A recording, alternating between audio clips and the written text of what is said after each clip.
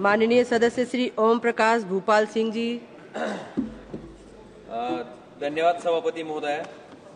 आपल्या माध्यमातून माझ्या मतदारसंघातील अतिशय गंभीर विषयाकडे देशाचे गृहमंत्री सन्माननीय अमित शहाजींचं लक्ष मला वेधायचंय।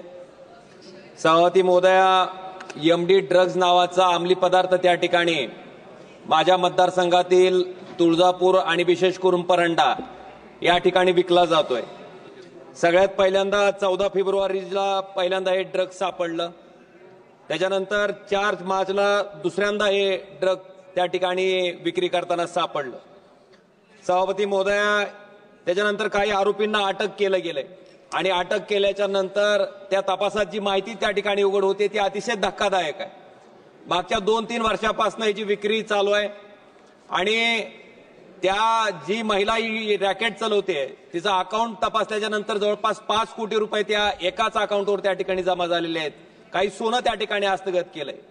सभापती महोदय, माझं एवढंच मागणी आहे, विनंती आहे की 2-3 वर्षापासून नेमकं कोणाच्या आशीर्वादाने हे त्या ठिकाणी चालू होतं।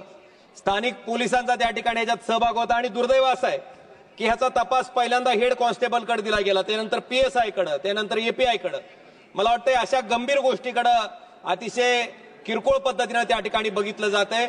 मग मी राज्याचे गृहमंत्री त्याचबरोबर देशाच्या गृहमंत्री यांनाही विनंती केली आहे, पत्र लिहिलंय, मागणी केली आहे की तरुण पिढीला ह्या व्यसनापासून वाचवण्यासाठी हे जे ड्रग्स रॅकेट आहे ते उद्ध्वस्त करण्याच्या दृष्टीने त्या ठिकाणी केंद्रीय नार्कोटिक्स ब्युरो याच्या मार्फत याचा तपास त्या ठिकाणी झाला पाहिजे। त्याची पाळंमुळं त्या ठिकाणी खणून काढली पाहिजेत आणि तरुण पिढीला या ड्रग्सच्या व्यसनापासून वाचवण्यासाठी माझी विनंती आपल्या माध्यमातून गृहमंत्री महोदयांना की याचा तपास केंद्रीय नार्कोटिक्स ब्युरोच्या माध्यमातून व्हावा आणि ह्याच्यामध्ये जे कोणी सामील असतील त्यांना त्या ठिकाणी जेलच्या मध्ये घालायचं काम व्हावं।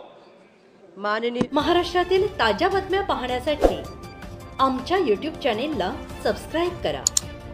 इंस्टाग्राम आणि फेसबुकवर हा व्हिडिओ पाहत असाल तर फॉलो करायला विसरू नका। धन्यवाद।